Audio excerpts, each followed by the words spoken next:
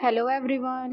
आज मैं एक्सप्लेन करने वाली हूँ new Japanese BL series our youth को। एपिसोड की शुरुआत में हमें ड्रामे का first main lead Jin beach के किनारे दिखाया जाता है और हमें उसकी वॉइस ओवर सुनाई जाती है, जहाँ वो कहता है कि हमने एक दूसरे को बर्थडे पर लेटर लिखने का प्रॉमिस किया था, लेकिन मुझे लगता है कि कोई भी इस लेटर को रीड नहीं करेगा और ये एक अनसेंट लेटर बनकर ही रह जाएगा। शायद मुझे तुम्हारा रिप्लाई नहीं मिलेगा, लेकिन कोई बात नहीं। घर आने के बाद वो एक डायरी ओपन करता है जिसमें लिखा हुआ था कि हम हाई स्कूल के फर्स्ट ईयर में मिले थे और अब कहानी 2018 में जाती है, जहां जिन स्कूल में और स्टूडेंट्स के साथ क्लासरूम क्लीन करवा रहा था तो टीचर उससे पूछती है कि क्या तुम स्टूडेंट काउंसिल को ज्वाइन करने में इंटरेस्टेड हो। अगर तुम फर्स्ट ईयर से ही ज्वाइन कर लोगे तो तुम आसानी से क्लास प्रेसिडेंट बन सकते हो और कॉलेज एप्लीकेशंस के लिए ये तुम्हारे लिए बहुत फायदेमंद होगा। जिन बोलता है कि मैं इस बारे में सोचूंगा और टीचर वहाँ से चली जाती है। वो बाहर कूड़ा फेंकने आता है तो देखता है कि उसकी क्लास का स्टूडेंट हिरुकावा एक टीचर के गले को दबा रहा है और हिरुकावा इस ड्रामे का सेकंड लीड है। जिन बोलता है कि इस दुनिया में 3 तरह के लोग होते हैं, अपराधी, विक्टिम और वो लोग जो अपराध होते हुए देखते हैं। और ये बोलते हुए वो हिरुकावा को इग्नोर करके वहाँ से चला जाता है। अगले सीन में वो अपने हैंड वॉश कर रहा था तो हिरुकावा भी वहाँ आकर टैप को खोलकर सारा पानी अपने ऊपर डाल देता है। जिन उसे ऐसा करते हुए देख रहा था तो हिरुकावा अपना सर हिलाता है और पानी के छींटे जिन पर भी आ जाते हैं। हिरुकावा उसकी तरफ देखता है और ये सीन यहीं पर कट हो जाता है। उसके बाद फर्स्ट ईयर के रिजल्ट आ जाते हैं और स्कूल का फर्स्ट ईयर ऐसे ही बीत जाता है। इसके बाद कहानी 2019 में आती है, जहां जिन अपने दोस्तों के साथ क्लासरूम में आ रहा था। उसका फ्रेंड शिबा बोलता है कि ऐसा लगता है कि कॉलेज एग्जाम पास आ रहे हैं। उनके पीछे से हिरुकावा भी अपने फ्रेंड के साथ आ रहा था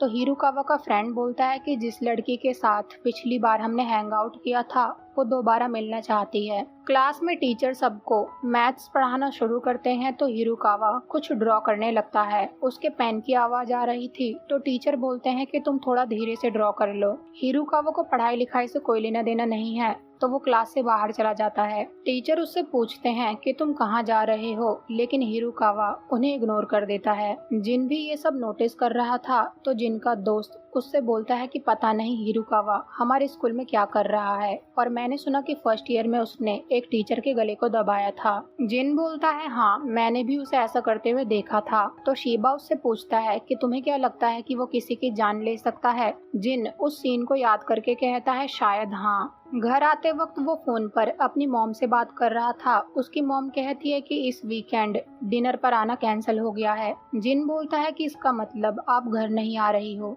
उसकी मॉम बोलती है कि मैं तो आना चाहती हूँ, लेकिन उनका शूट है इसलिए मैं नहीं आ पाऊंगी। मैं अमेरिका से वापस आने की कोशिश कर रही हूँ। तभी जिन को कुछ आवाज आती है तो उसकी मॉम फोन पर पूछती है कि ये कैसी आवाज है। जिन फोन कट करके उस तरफ बढ़ता है जहाँ से आवाज आ रही थी तो देखता है कि हिरुकावा को एक आदमी मार रहा था। वो आदमी बहुत ड्रंक था और फिर वो वहाँ से चला जाता है। जिन हिरुकावा का गिरा हुआ सामान उठाता है तो हिरुकावा लड़खड़ाते हुए उसके पास आकर कहता है कि किसी को ये बात मत बताना और फिर वो अपना सामान जिन से वापस लेकर वहाँ से चला जाता है। रात के समय जिन पढ़ाई करते वक्त गूगल पर अपने फोन पर चेक करता है कि डोमेस्टिक वायलेंस से कैसे डील करें और ये सीन यहीं पर कट हो जाता है। सुबह जब जिन अपने दोस्तों के साथ आ रहा था तो वो देखता है कि टीचर हिरुकावा को सिगरेट पीने की वजह से डांट रहे थे। स्कूल के रूफटॉप पर वो सब लंच कर रहे थे तो जिन का दोस्त उससे बोलता है कि तुम्हें हिरुकावा के साथ इन्वॉल्व नहीं होना चाहिए, नहीं तो सबकी नजरें तुम पर ही होंगी और मुझे तो लगता है कि वो हैवी स्मोकर है। जिन उसकी बात को इग्नोर करके बोलता है कि क्या तुम मेरे साथ स्टडी रूम चलोगे। तो उसका फ्रेंड बोलता है कि मेरी एक लड़की के साथ डेट है और शिबा बोलता है कि मुझे अपनी फैमिली के साथ डिनर पर बाहर जाना है। रात को जब जिन सामान लेकर अपने घर आ रहा था तो वो ठंड में हिरुकावा को लेटा हुआ देखता है। हिरुकावा को बहुत सारी चोटें लगी हुई थी तो वो चाहते हुए भी उसे इग्नोर नहीं कर पाता वो उसके पास जाता है तो हिरुकावा जिन से पूछता है कि क्या तुम इसी एरिया में रहते हो, मुझे तो लगता है कि तुम रिच किड हो। जिन उससे पूछता है कि तुम्हें क्या हुआ है, तो हिरुकावा जिन से पानी की बोतल मांगता है। जिन अपने हाथ में पकड़ी बोतल उसकी तरफ बढ़ा देता है तो हिरुकावा कहता है कि तुम मुझे पानी पिला दो। ये सुनकर जिन थोड़ा शॉक हो जाता है, लेकिन फिर वो उसे पानी पिलाने लगता है। हिरुकावा जिन से पानी की बोतल लेकर अपने सर पर उड़ेल देता है तो जिन कहता है कि तुम सच में बहुत अनोइंग हो, और फिर वो अपना सामान लेकर वहाँ से चला जाता है। अगली सुबह हिरुकावा जब लेट स्कूल आता है तो टीचर उससे बोलते हैं कि अगर तुम ऐसे ही क्लासेस स्किप करोगे तो तुम्हें दोबारा से ये ईयर रिपीट करना होगा। हिरुकावा आते ही डेस्क पर सो जाता है तो जिन उसे नोटिस कर रहा था। फिजिकल एजुकेशन के पीरियड में जब जिन अपने दोस्तों के साथ गेम खेलने आता है तो वो जूते चेंज करना भूल गया था।